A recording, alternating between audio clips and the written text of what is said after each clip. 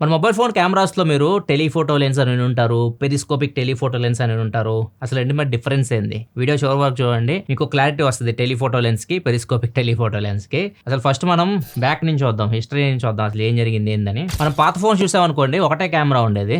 దాని నుంచి మనం జూమ్ చేయడం అయితే కుదరదు. ఒకవేళ వాళ్ళు జూమ్ ఇచ్చినా గానీ 2x వరకు మనకి జూమ్ ఆప్షన్ ఇచ్చేవాళ్ళు. అది 1x లోనే ఫోటో తీస్తుంది. కాకపోతే మీకు చూపించే ఫోటో మాత్రం జూమ్ చేసి చూపిస్తుంది, 2x లాగా చూపిస్తుంది అనమాట. 50mm ఫోకల్ లెంత్ లో తీసినట్టు మీకు చూపిస్తా ఉంటది. దానిలో మీకు ఏమైతుంది, డీటెయిల్స్ మిస్ అయితే బ్లర్ గా ఉంటుంది ఫోటో, అంత క్వాలిటీ కూడా ఏమి ఉండదు. 1x లోనే కొద్దిగా మీకు డీటెయిల్స్ అయితే వస్తాయి. అప్పట్లో కెమెరాస్ మనకి ఆ రేంజ్ లోనే ఉండేవి. తర్వాత కెమెరా క్వాలిటీ పెరుగుతూ వచ్చినాయి. 2013 సంవత్సరంకి వచ్చేసరికి అందరికి జూమ్ చేసి ఫోటోలు తీయాలని కుతూహలంగా ఉంది.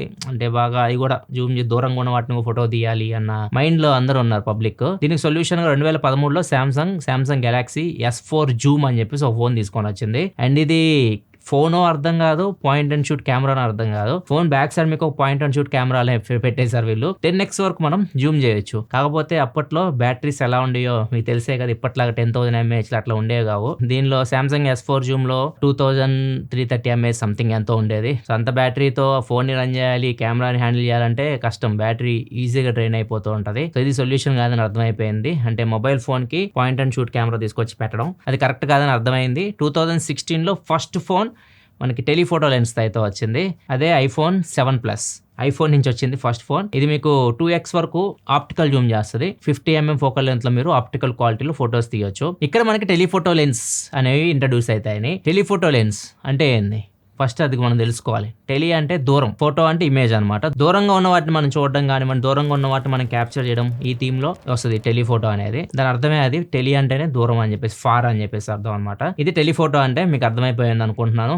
అది మనకి iPhone 7 Plus నుంచి స్టార్ట్ అయింది 2016లో. కాకపోతే ఇక్కడ ప్రాబ్లం ఏమొచ్చిందంటే మనం ఎక్కువ దూరం జూమ్ చేయలేం. ఒకవేళ ఎక్కువ దూరం జూమ్ చేయాలంటే టెలిఫోటో సెటప్ ఎలా ఉంటుందో ఫస్ట్ మనం అర్థం చేసుకోవాలి. టెలిఫోటో సెటప్ ఎలా ఉంటుందంటే, మనకి ఇమేజ్ సెన్సార్ ఉంటుంది కదా, ఇమేజ్ సెన్సార్ కి లెన్స్ కి మధ్యలో లెన్సెస్ అయితే పెడతా ఉంటారు. ఒక్కో లెన్స్ ఒక్కో పని చేస్తూ ఉంటుంది. లైక్ ఒకటి ఫోకస్ కి, ఒకటి వచ్చేసరికి కలర్స్ కి, ఒకటి వచ్చేసరికి డిస్టార్షన్ లేకుండా, ఒకటి ఇట్లా రకరకాలుగా అయితే లెన్సెస్ అయితే పెడతా ఉంటారు మధ్యలో. ఇవి పెట్టే కొద్ది ఏమైందంటే మీకు లెంత్ పెరిగిపోతూ ఉంటుంది. నార్మల్ మనకి మొబైల్ కెమెరా ఈ డైరెక్షన్లో పెరిగింది అనుకోండి, ఇప్పుడు ఇట్లా ఉంది కదా ఫోన్, మీకు ఈ డైరెక్షన్లో కెమెరా పెరిగింది అనుకోండి, దారుణంగా ఉంటుంది, చూడడానికి దారుణంగా ఉంటుంది.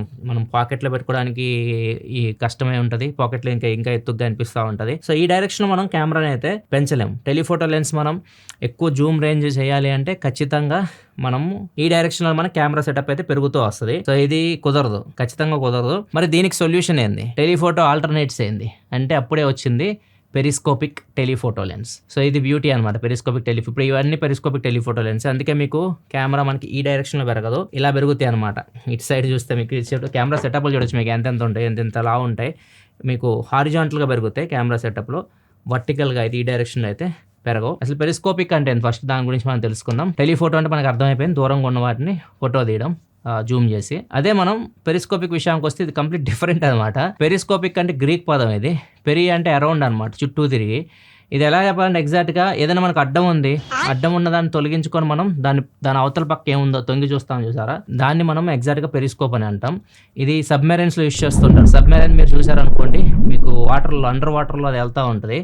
మనం సముద్రం పైన ఏం జరుగుతుంది మనం చూడాలి అంటే మాత్రం సబ్మెరైన్ లో నుంచి చూడడం అయితే కుదరదు కదా. ఇక్కడే పెరిస్కోపిక్ అనేది ఉపయోగపడుతుంది.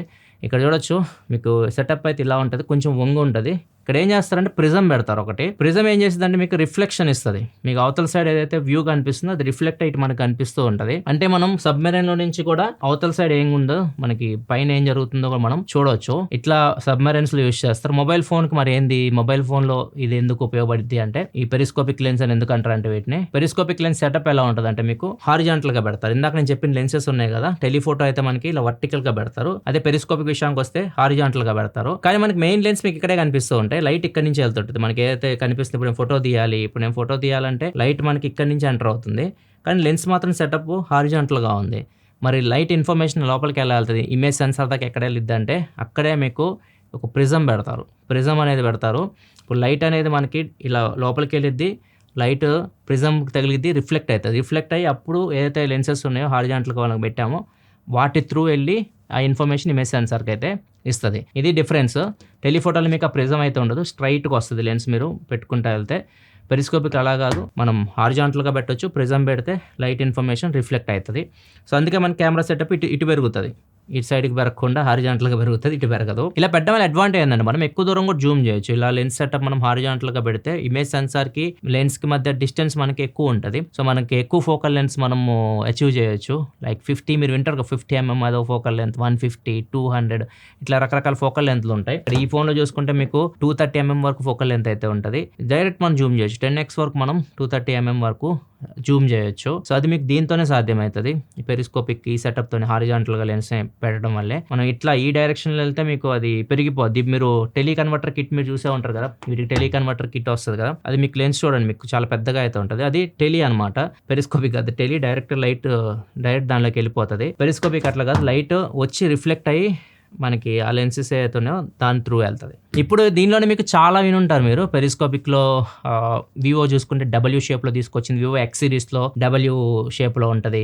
ఐఫోన్ చూసుకుంటే ఐఫోన్ వచ్చేసరికి టెట్రా ప్రిజం అంటది. రీసెంట్గా ఇది వచ్చింది ఒప్పో మీరు అన్బాక్సింగ్ చూసినా కానీ నేను చెప్పే ఉంటాను, క్వింటిపుల్ ప్రిజం దీనిలో యూజ్ చేశారని చెప్పేసి. ఏంది ఇది క్వింటిపుల్ అంటే ఏంది, టెట్రా అంటే ఏంది, డబ్ల్యూ ఏంది? ఇదేంటంటే జస్ట్ లైట్ మీకు లోపలికి ఎంటర్ అయిన తర్వాత ఎన్నిసార్లు అది రిఫ్లెక్ట్ అవుతుంది అదనమాట. టెట్రా అంటే 4 సార్లు రిఫ్లెక్ట్ అవుతుంది, క్వింటిపుల్ అంటే 5 సార్లు రిఫ్లెక్ట్ అవుతుంది. అండ్ అదే డబ్ల్యూ షేప్ ఏదైతే వివో ఉన్నాయో, వివో డబ్ల్యూ షేప్ వచ్చేసరికి మీకు 3 times రిఫ్లెక్ట్ అవుతుంది. ఇన్నిసార్లు రిఫ్లెక్ట్ అయితే అడ్వాంటేజ్ ఏంటంటే మీకు ఎంత ఎక్కువ సార్లు రిఫ్లెక్ట్ అయితే అంత ఎక్కువ దూరం మనం జూమ్ చేయొచ్చు. పెరిస్కోపిక్ లెన్స్ బ్యూటీయే అది, మీరు ఎక్కువ దూరం జూమ్ చేయొచ్చు. టెలిఫోటో లెన్స్ లో మీరు జూమ్ చేయడానికి ఉండదు, మీరు కొంచెం దూరం మాత్రమే జూమ్ చేయొచ్చు. మీరు పెరిస్కోపిక్ తీసుకోండి 50x 100x కూడా మీరు జూమ్ చేస్తూ ఉంటారు. ఈవెన్ అది ఆప్టికల్ జూమ్ కాదు, డిజిటల్ జూమే, కానీ మీరు జూమ్ చేయొచ్చు, ఆ రేంజ్ వరకు మీరు జూమ్ చేయొచ్చు. అది పెరిస్కోపిక్ లో సాధ్యమైతే, టెలిఫోటోలో మీకు సాధ్యమైతే అవ్వదు. ఇది బ్యూటీ అనమాట. దీనిలో చూసుకోండి మీకు క్వింటిపుల్ ఉంది, 5 times లైట్ రిఫ్లెక్ట్ అవుతుంది. 10x వరకు మీరు ఆప్టికల్ జూమ్ చేయొచ్చు. అదే మనం వివో X200 అల్ట్రా తీసుకుంటే మీకు లెన్స్ పెట్టాలి, మీకు ఎక్స్టర్నల్ లెన్స్ పెట్టాలి, టెలికన్వర్టర్ కిట్ వస్తుంది కదా,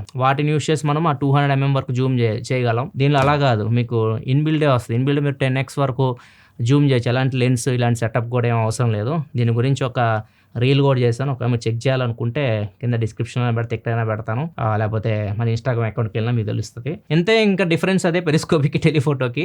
సో ప్రిజం షేప్ చేంజ్ అయ్యింది, ఒక్కొక్కరు ఒక్కో రకం షేప్ యూస్ చేస్తూ ఉంటారు. అండ్ దానికి డిఫరెంట్ నేమ్స్ పెడతా ఉంటారు. వాళ్ళు ఒకవేళ ఎక్కువ దూరం జూమ్ చేయాలనుకుంటే లైట్ ఎక్కువసారి రిఫ్లెక్ట్ అవుతుంది ప్రిజం నుంచి, తక్కువ దూరం జూమ్ చేయాలనుకుంటే తక్కువసారి రిఫ్లెక్ట్ అవుతుంది, అంతే తేడా. ఈ పెరిస్కోపిక్ టెలిఫోటో లెన్స్ మనకి ఫిక్స్డ్ ఉండే 3x 5x. ఈ ఫోకల్ లెంత్ మన ఎగ్జాక్ట్గా ఆ ఫోకల్ లెంత్కి వెళ్తే ఆప్టికల్ క్వాలిటీ వస్తుంది. ఇప్పుడు అట్లా కాకుండా టెక్నో వాళ్ళు కొత్త తీసుకొని వస్తున్నారు, కంటిన్యూమ్ టెలిఫోటో అని చెప్పేసి. అంటే 1x నుంచి 9x వరకు ఏ ఫోకల్ లెంత్లో అయినా కానీ మీకు సేమ్ క్వాలిటీ ఉంటుంది, ఆప్టికల్ క్వాలిటీ అయితే ఉంటుంది. సో దీనికోసం వీళ్ళు ఏం చేస్తున్నారంటే ఎక్స్ట్రా 2 లెన్స్ లోపల అయితే యాడ్ చేస్తున్నారు. ఇవి మూవ్ అవుతూ ఉంటాయి, నార్మల్గా వీటన్నిటిలో మనకి ఫిక్స్డ్ ఉంటాయి. ఇదేంటంటే ఆ 2 లెన్స్ మూవ్ అవుతూ ఉంటాయి. సో దీనివల్ల వీళ్ళు ఇది అచీవ్ చేయగలిగామని చెప్తున్నారు. ఇది ప్రెజెంట్ వీళ్ళు టెస్టింగ్ స్టేజ్లో అయితే ఉంది. సో ఇది వీళ్ళు అచీవ్ చేయగలిగితే ఫ్యూచర్లో వీళ్ళు తెచ్చే పెరిస్కోపిక్ టెలిఫోటో లెన్స్ ఏవైతే ఉంటాయో వాటిలో వీళ్ళు 1x నుంచి 9x వరకు అన్ని రేంజెస్లో మీకు ఆప్టికల్ జూమ్ అయితే మీరు చూడొచ్చు, ఎక్కడ డీటెయిల్స్ లాస్ అవ్వకుండా. అదే మనం ఇట్లాంటి ఫోన్స్ చూసుకుని ఇప్పుడు వచ్చే ఫోన్స్ అన్ని చూసుకుంటే మనకి 2x తీసుకుంటే 2x మీకు ఆప్టికల్ ఉండదు, మీకు ఇన్ సెన్సార్ జూమ్ చేస్తుంది. ఏదైతే మీరు లాంగ్ రేంజ్కి వెళ్తారో అక్కడ మీకు ఆప్టికల్ క్వాలిటీ అయితే వస్తుంది. ఇది మెయిన్ టెలిఫోటోకి పెరిస్కోపిక్కి డిఫరెన్స్. మీకు క్లారిటీ వచ్చింది అనుకుంటున్నాను. వీడియో నచ్చితే లైక్ చేయడం మాత్రం మర్చిపోకండి, మీ ఫ్రెండ్స్తో కూడా షేర్ చేయండి, వాళ్ళు కూడా తెలుసుకుంటారు. ఇలాంటి మరింత ఇన్ఫర్మేషన్ కోసం మన ఛానల్ సబ్స్క్రైబ్ చేసుకొని ఫాలో అవుతుండండి.